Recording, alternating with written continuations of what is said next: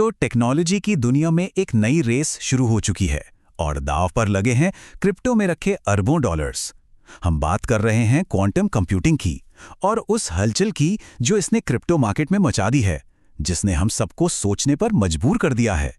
तो ये सारी कहानी शुरू होती है बस एक नंबर से, 50%। एक ऐसा नंबर जिसने अचानक से सब इन्वेस्टर्स का ध्यान अपनी तरफ खींच लिया और एक बिल्कुल नई बहस छेड़ दी। लेकिन सवाल ये है कि आखिर ये नंबर आया कहां से?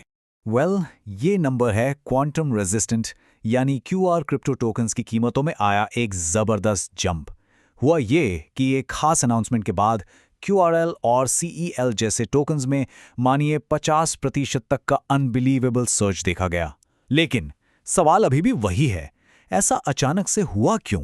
तो इसके पीछे वजह थी गूगल की क्वांटम AI टीम की एक फ्रैंकली चौंका देने वाली रिसर्च। उन्होंने क्लेम किया कि क्वांटम कंप्यूटर्स जितना हम सोच रहे हैं ना, उससे कहीं पहले बिटकॉइन की सिक्योरिटी को तोड़ सकते हैं। और बस इसी एक खबर ने मार्केट में स्पेक्यूलेशन की या कहें सट्टेबाजी की एक नई और खतरनाक रेस शुरू कर दी। और इस खबर का असर बिल्कुल साफ दिख रहा था। क्वांटम रेजिस्टेंट लेजर यानी QRL सीधा 50% ऊपर चला गया, एबिलियन में 25% का जंप आया और QIN प्लेटफॉर्म भी 10% बढ़ गया। और देखते ही देखते लगभग 20 QR कॉइन्स की जो टोटल मार्केट वैल्यू थी वो 8% बढ़कर $4.66 बिलियन तक पहुंच गई। वाह! तो चलिए अब इसको थोड़ा डीप में समझते हैं। आखिर ये क्वांटम थ्रेट, ये क्वांटम खतरा है क्या चीज, जिसके बस नाम से ही इतनी बड़ी हलचल मच गई है? देखिए, इसको समझने के लिए पहले क्लासिकल और क्वांटम कंप्यूटिंग का फर्क समझना जरूरी है। हमारे जो नॉर्मल कंप्यूटर्स हैं वो बिट्स पर चलते हैं। सिंपल है, या तो 0 या फिर 1, एक लाइट स्विच की तरह, या तो ऑन या ऑफ। लेकिन क्वांटम कंप्यूटर्स क्यूबिट्स का इस्तेमाल करते हैं और यही है गेम चेंजर।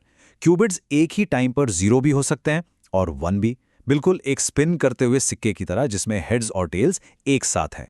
क्यूबिट की इसी कमाल की प्रॉपर्टी को सुपरपोजिशन कहते हैं। और सोचिए, इसी की वजह से क्वांटम कंप्यूटर एक साथ लाखों कैलकुलेशंस कर सकते हैं। लाखों! ये चीज उन्हें आज के सुपर कंप्यूटर्स से भी कई गुना ज्यादा पावरफुल बनाती है। और गूगल की रिसर्च इसी पावर के सबसे बड़े खतरे को हाईलाइट करती है। देखिए होता क्या है, जब कोई बिटकॉइन भेजता है तो उसकी पब्लिक की करीब 10 मिनट के लिए नेटवर्क पर सबको दिखती है, मतलब एक्सपोज्ड रहती है। अब एक पावरफुल क्वांटम कंप्यूटर शोर के एल्गोरिदम का इस्तेमाल करके बस 9 मिनट में उस पब्लिक की से प्राइवेट की निकाल सकता है और ट्रांजैक्शन कंफर्म होने से पहले ही पूरा का पूरा फंड हाईजैक कर सकता है। और खतरा सिर्फ लाइव ट्रांजैक्शंस का नहीं है। एक और स्ट्रैटेजी है जिससे एक्सपर्ट्स डर रहे हैं, हार्वेस्ट नाउ डिक्रिप्ट लेटर। इसका मतलब क्या है कि हैकर्स आज का encrypted data, bank details, messages, सब कुछ स्टोर कर रहे हैं, इस उम्मीद में कि कुछ सालों में जब उनके पास पावरफुल क्वांटम कंप्यूटर होगा तो वो इस सब को आसानी से अनलॉक कर लेंगे। ओके, तो अब आते हैं सबसे इंपॉर्टेंट सवाल पर, टाइमलाइन। आखिर ये खतरा कितना दूर है? क्या ये अभी सर पर है या फिर हमें अभी डरने की जरूरत नहीं, ये अभी डेकेड्स दूर है? और इस पे एक्सपर्ट्स की राय बिल्कुल बटी हुई है, मतलब कोई कंसेंसस नहीं है। एक तरफ बिटकॉइन डेवलपर्स कह रहे हैं कि 2026 तक जरूरी अपग्रेड्स कर लेने चाहिए। गूगल का अपना टारगेट है 2029 तक एक यूजफुल क्वांटम कंप्यूटर बनाने का। लेकिन दूसरी तरफ S&P ग्लोबल जैसी बड़ी एजेंसीज कह रही हैं कि ये खतरा कम से कम एक डेकेड दूर है। और ब्लूमबर्ग के एनालिस्ट भी सोचते हैं कि अगले 5 से 10 साल में कोई बड़ा ब्रेक थ्रू मुश्किल है। हाँ, S&P ग्लोबल रेटिंग्स जैसे जो बड़े प्लेयर्स हैं वो इस मामले में थोड़ा कंजर्वेटिव हैं। उनका साफ साफ कहना है कि देखो, क्रिप्टो के लिए रियल क्वांटम थ्रेट कम से कम 1 दशक दूर है, मतलब एटलीस्ट अ डेकेड अवे।